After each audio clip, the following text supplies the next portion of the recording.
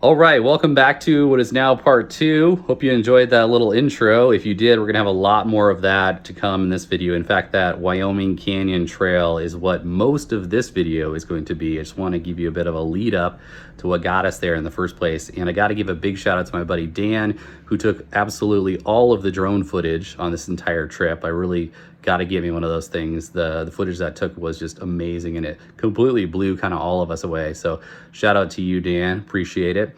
We left on the last video, if you haven't seen it, on part one, leaving the Black Hills and headed towards Wind Cave after driving a couple trails and having some fun in the Badlands the day prior. So I mentioned we had failed at Wind Cave. Remember your failure at the cave. No, not that cave, actually Wind Cave National Park. And this was just super busy. We couldn't get in. And if this isn't a little bit of foreshadowing for a couple other stops on this trip, I really don't know what is. So we headed north straight towards Devil's Tower in Wyoming.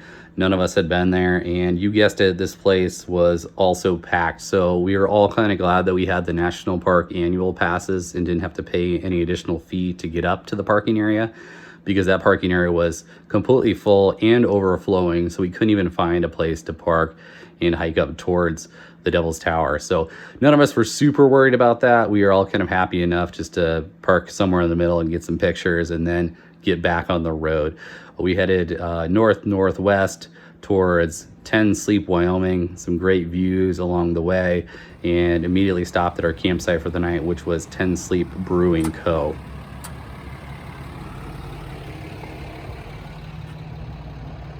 You ready for this?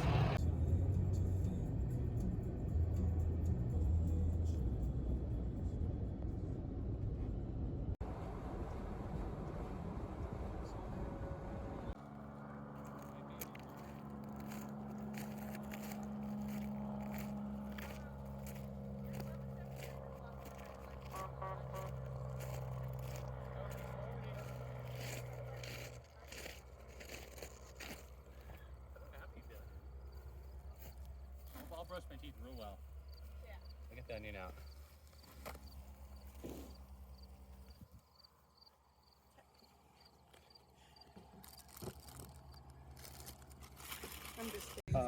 Which must have been. This is relevant for my life. I think it's falling.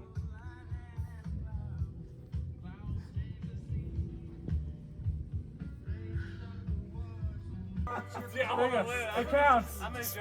Spin him towards your head. 2, 3. Spin him towards your head.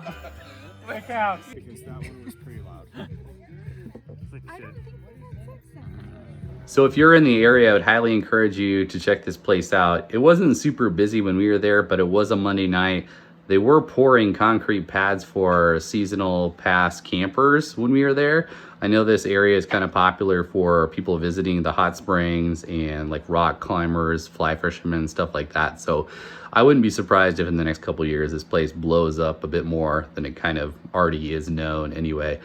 If you couldn't tell, we had a few drinks, had some food, relaxed, a little bit of debauchery, had a good time, slept in and got a lazy slow start the next morning and hit the road, headed towards the canyon trail that you saw at the beginning of this video.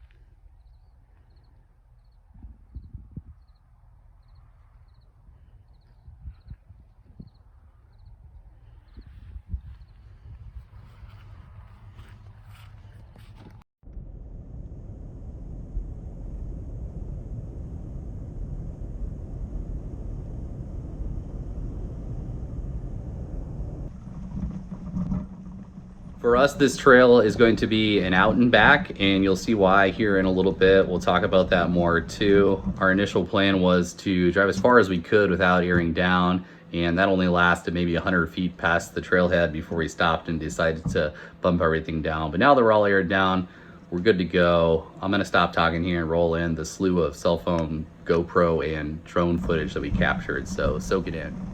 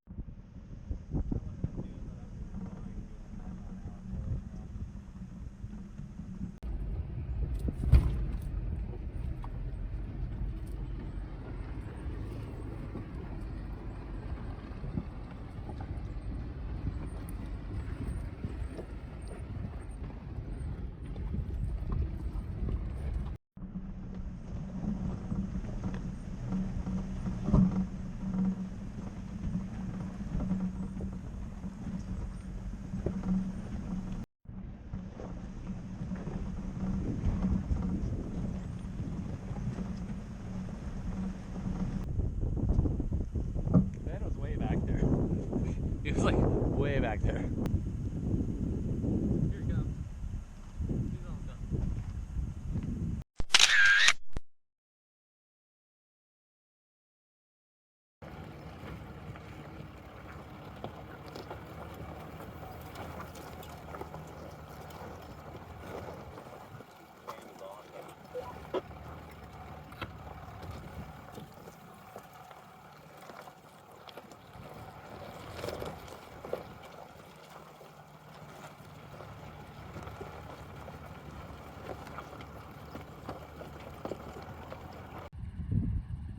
Taking a quick break, taking some pictures. Ben's playing catch up.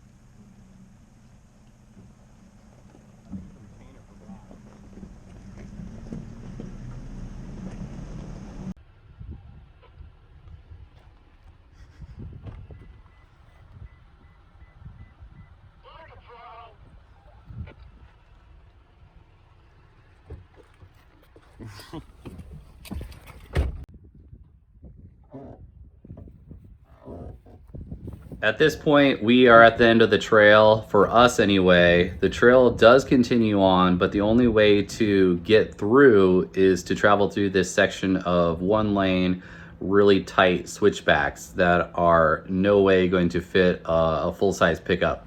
In fact, from my research, I would say that a four-door short box, like a Tacoma, like a mid-size Tacoma, is about as big as you can go. And you gotta be careful even with that size of a rig. So these switchbacks are no joke. They're tighter and I would say more dangerous than the Black Bear Pass switchbacks we did in Colorado last year. In the last few years, several people have died falling off the edge of this particular part of the trail. So you definitely got to be careful. We knew this is not something we were going to be able to do since Ben had his Ram. As you can tell, he's already been having a little bit of a time keeping up with us, just given the design of his rig. And again, that was to be expected. But he chose to drive that given the number of miles we were putting on this trip. And I still think it was a good decision. His two-door 2005 LJ Wrangler would just eat this trail up like it was nothing. But maybe in the future we'll come back and do this. So this is the point where we turn around and head back. There's a cool waterfall, rolling some more video here, and going out is always fun too. I don't mind out and backs anymore. I used to hate them, but it's cool going down, seeing one set of views, and then turning around and coming back and getting a completely new set that you didn't see the first time through.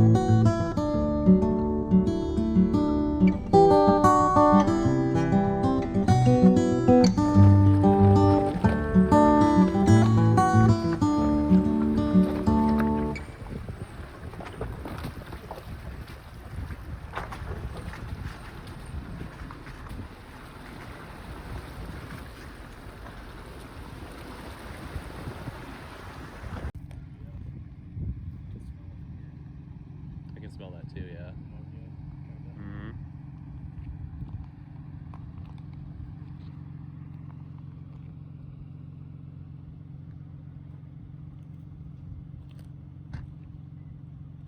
That was weird.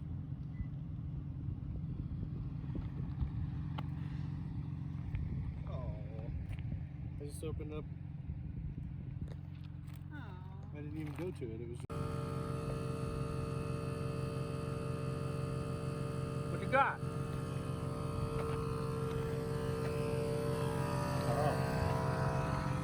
I almost brought my monster pump with me, but Yeah?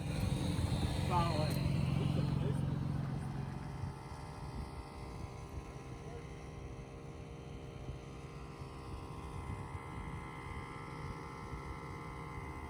Once off the trail, we aired back up, hit the highway, ended up in Red Lodge, Montana, where we grabbed a hotel, some fresh showers, food, drinks, and hit the hay a bit early as we prepared for our next leg to go a bit further north to run Beartooth Highway, a awesome plateau trail that was very cool. You're not going to want to miss that either.